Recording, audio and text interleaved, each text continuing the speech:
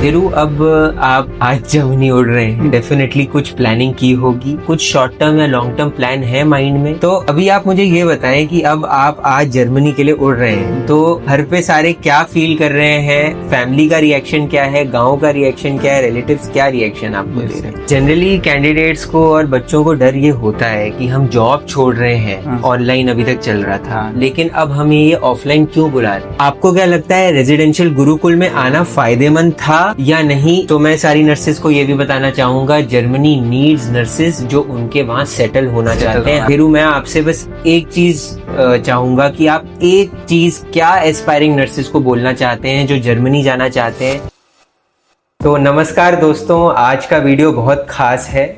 मेरा नाम है तेजेश्वर बख्शी और मैं हूँ फाउंडर टीम करियर कोच। आज हमारे साथ हैं भेरूलाल, जो कि राजस्थान भिलवाड़ा से हैं, एक नर्स हैं और आज जर्मनी की फ्लाइट उनकी बुकड है और एज ए नर्स अपनी एम्प्लॉयमेंट यानी कि रोजगार जर्मनी में एज ए नर्स शुरू करने जा रहे हैं। तो आज हम भेरू से पूरी जर्नी का एक ग्लिम्स लेंगे।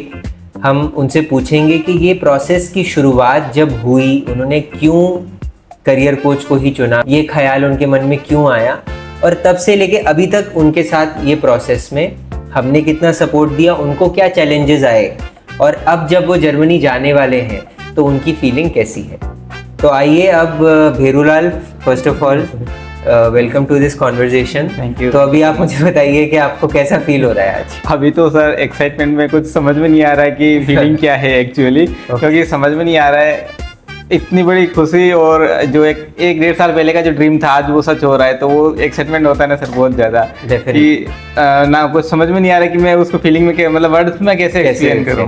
ओके। सो भेरू, सबसे पहले मैं आपसे पूछूंगा कि ये ख्याल कि जर्मनी में नर्सिस का एक अपॉर्चुनिटी है, ये कहाँ से आया और इसके बारे में किसी ने मोटिवेट किया, मतलब इसके बारे में सोचा कैसे आप? ओके, तो सर फर्स्टली मैं बताऊं कि जब से नर्सिंग में मैंने अपना जो करियर स्टार्ट किया, जॉब करना स्टार्ट किया प्राइवेट हॉस्पिटल में, तो वहाँ का जो सैलरी का अमाउंट था बहुत कम था। तब से मेरे दिमाग में एक आइडिया था कि इतनी सी सैलरी में ना तो अपना कुछ होने वाला है, ना ही फैमिली का कुछ होने वाला है। तो मुझे आउट ऑफ कंट्री, अब्रॉड में जाकर के काम करना है।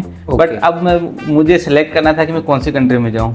उसके लिए उसका रोड मैप क्या है, कौन कौन से एग्जाम करने हैं, क्या उसकी रिक्वायरमेंट क्या है कौन कौन सी कंट्री की।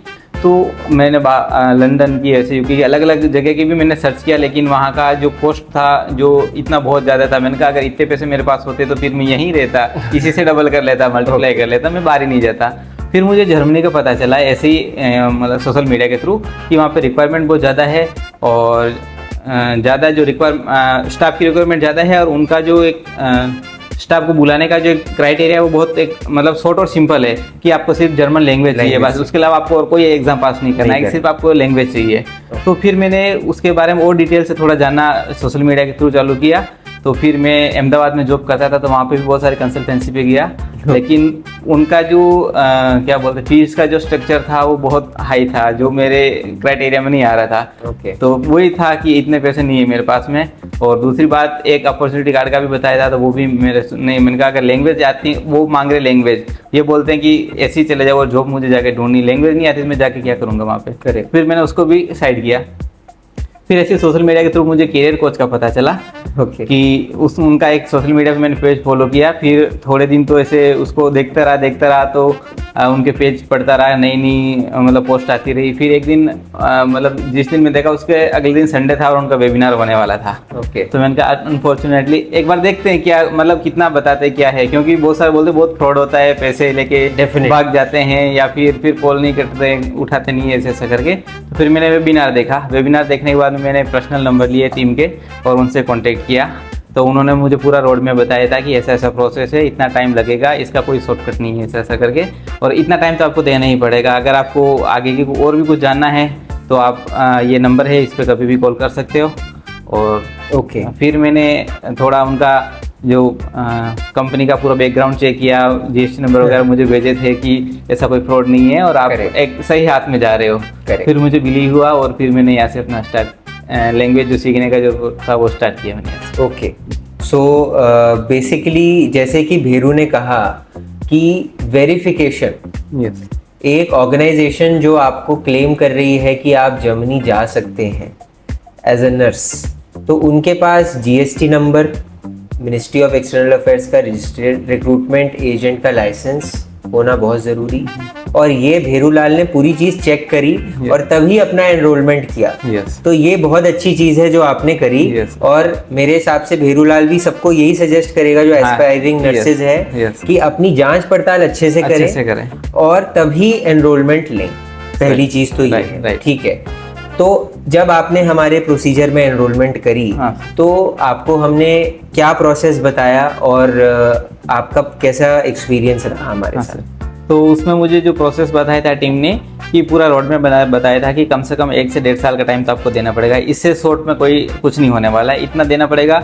लैंग्वेज सीखनी पड़ेगी, उस पर आपकी कमांड रहेगी, आप सीखोगे तो ही आगे की प्रोसेस होगी, वरना आप बीच में छोड़ के जाओगे या नहीं कर पाओगे लैंग्वेज तो फिर कुछ नहीं हो सकता है। वो आपको लैंग्वेज क्लियर करना पड़ेगा जो आगे की रिक्वायरमेंट है वो, और उसके बीच में अगर आपको कोई सपोर्ट चाहिए वो हम 24 आवर्स हम अवेलेबल है। कुछ भी स्टडी से लेकर के, कुछ मटेरियल, स्टडी मटेरियल से लेकर के, और भी कुछ आपके कुछ डाउट्स हो कि बीच बीच में ऐसा लगता, मतलब जब स्टार्ट किया था तो बहुत डिफिकल्ट लगा था क्योंकि एकदम से नया था हमारे लिए। तो बहुत चैलेंजेस आए ऑनलाइन में भी।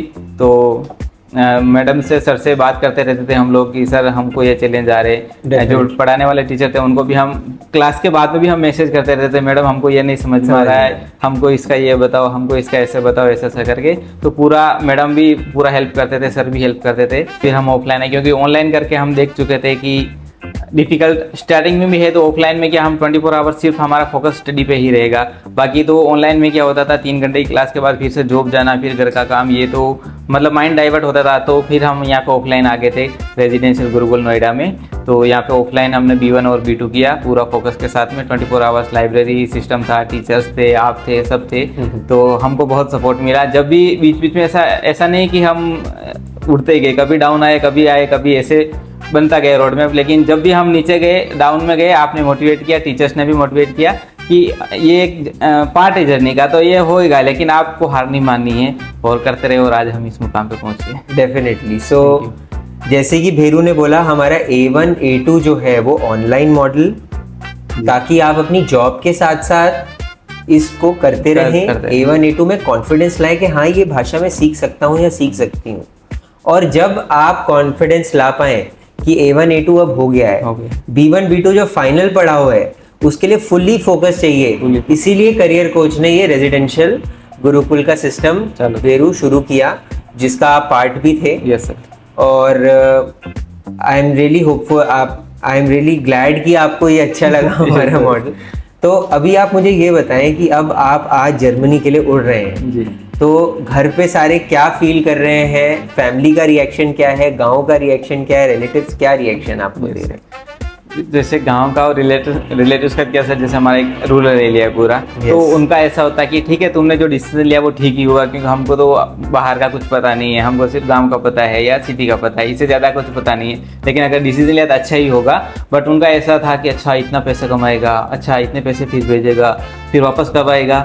तो मैंने बोला कि 1 साल 2 साल के बाद में। तो वो ऐसे बोलते नहीं, हमने तो सुना कि वो बाहर जाते वो 5-5 साल तक आने नहीं देते वापस, ऐसा करके। तो फिर इतने दिन हम कुछ इमरजेंसी होगी तो क्या करेंगे, या ऐसा कुछ हो गया तो क्या करेंगे। मैंने कहा ऐसा कुछ नहीं होने वाला है। और ऐसा कोई मतलब कॉन्ट्रैक्ट साइन ही हुआ है कि 5 साल तक नहीं आने देंगे, ऐसा करके कुछ नहीं। अगर बेसिकली ऐसा कोई बॉन्ड नहीं है जो बच्चों को फियर होता है। जैसे कि भेरू ने सही बोला कि क्या हमें वहाँ 1 साल हमारा वीजा जब्त कर लेंगे, हमारा पासपोर्ट जब्त करेंगे, ऐसा नहीं है। भेरू खुद ये जानता है क्योंकि उसने पूरी डॉक्यूमेंटेशन पढ़ी है।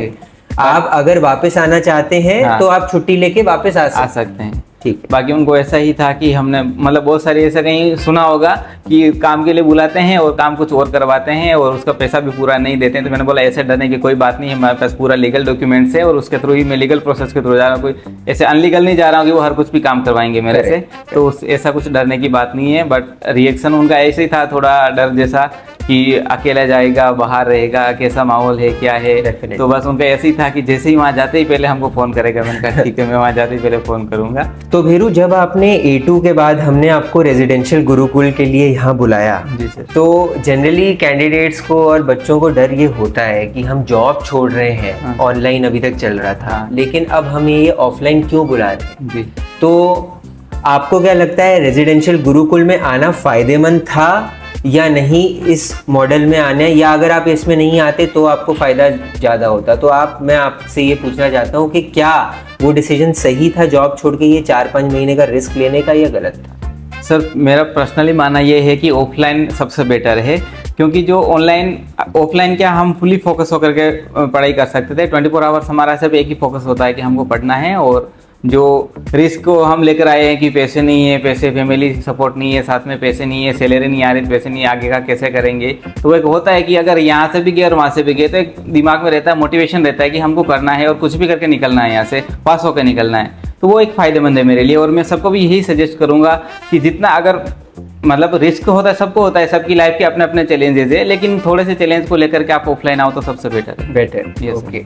सो रेजिडेंशियल गुरुकुल में जो यहाँ पर भेरू आए थे, भेरू, क्या आपको एक ही बिल्डिंग में German language class, library, accommodation, खाना की व्यवस्था सारी एक ही बिल्डिंग में मिली थी? उसके बारे में थोड़ा अपना एक्सपीरियंस बताइए कि आपको कैसा एक्सपीरियंस था आपका, हमने क्या क्या, कितने स्टूडेंट साथ में थे, पूरा उसका थोड़ा एक्सपीरियंस। जी सर, जब हम आए थे तो हमारा फर्स्ट बैच था, जब पीजी स्टार्ट हुआ था, तो हाँ सबसे अच्छा लगा हमको कि एक ही बिल्डिंग के अंदर हमको सब कुछ सुविधा मिली, कि हमको ऐसा नहीं कि रहना दूर है, फिर रोज पढ़ने आना, फिर वापस जाना, ऐसा नहीं। नीचे हमारा रहने का था, ऊपर लाइब्रेरी, फिर अंदर क्लासरूम, ऑफिस, सब कुछ एकदम व्यवस्था अच्छी थी कि हमको कोई दिक्कत नहीं आई। यहाँ आके सिर्फ हमने जर्मन लैंग्वेज ही नहीं सीखी, उसके साथ में हमने अलग अलग स्टेट से आए नर्सेस के साथ में हमने एक बॉन्ड बिल्डअप किया, हमने उनके साथ में एक रिलेशन अच्छा बनाया, उनका कल्चर हमने जाना, उनका जो स्टेट का जो था लर्निंग का तरीका, वो क्या सीखा है हमने, हमारा क्या एक्सपीरियंस है, उनका क्या एक्सपीरियंस है, वो सब कुछ हमने साथ में रह करके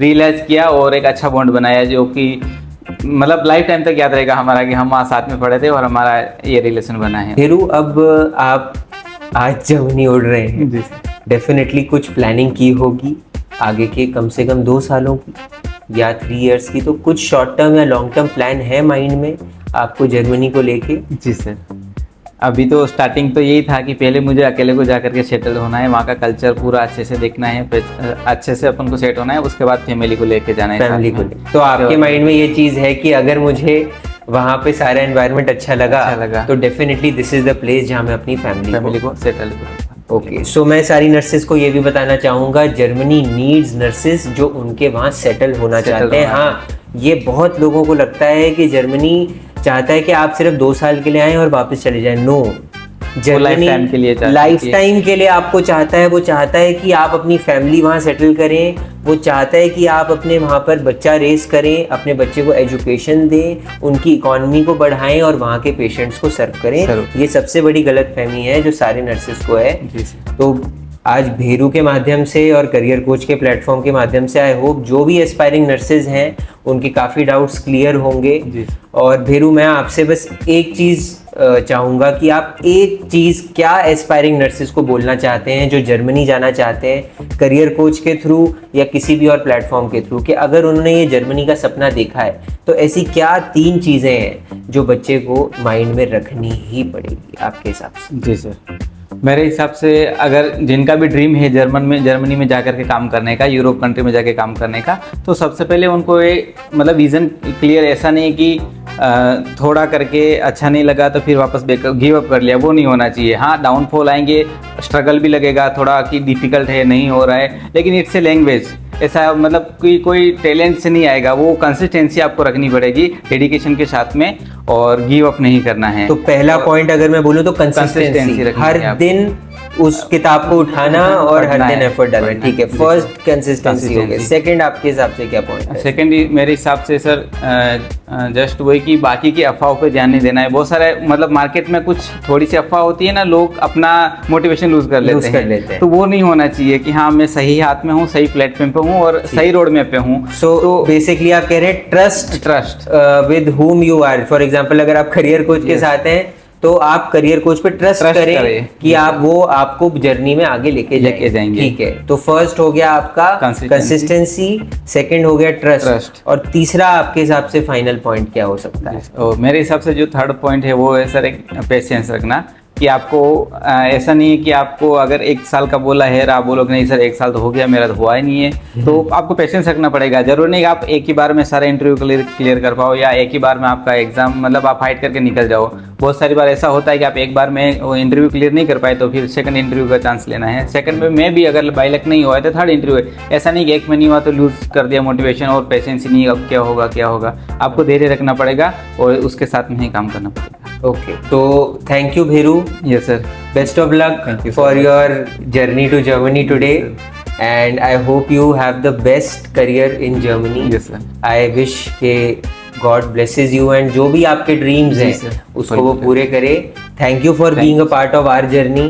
एंड मैं सारे नर्सेस को एक ही चीज़ बोलना चाहूँगा, अगर आपको जर्मनी में अपना करियर सुनिश्चित करना है तो प्लीज़ आप ट्रस्ट उन्हीं को करें जो आपको अच्छी इन्फॉर्मेशन और नॉलेज देते हैं, और आप अपनी जर्मन लैंग्वेज में कंसिस्टेंसी रखें, पेशेंस रखें, और आप अगर इन 3 से 4 पॉइंट्स का ध्यान रखेंगे जो भेरू ने भी हमें बताएं, तो डेफिनेटली आप भी इसी सीट पे होंगे जिस सीट पे आज भेरू है। So thank you so much for joining this. So please don't forget to subscribe, like, comment, because we are going to make हम ऐसी और भी वीडियोस और कंटेंट के साथ आने वाले हैं। भेरू का बैच भी उड़ने वाला है 3 to 4 months में, तो हम उनके साथ भी आएंगे, और आपको जितनी इंफॉर्मेशन है, जितनी नॉलेज है, ट्रू और रियल नॉलेज जो कोई नहीं दे रहा, वो हम आपको प्रोवाइड करेंगे, ताकि आप एकदम सच्चाई और ऑनेस्टी के साथ जर्मनी में जाएं। Thank you so much, best of luck.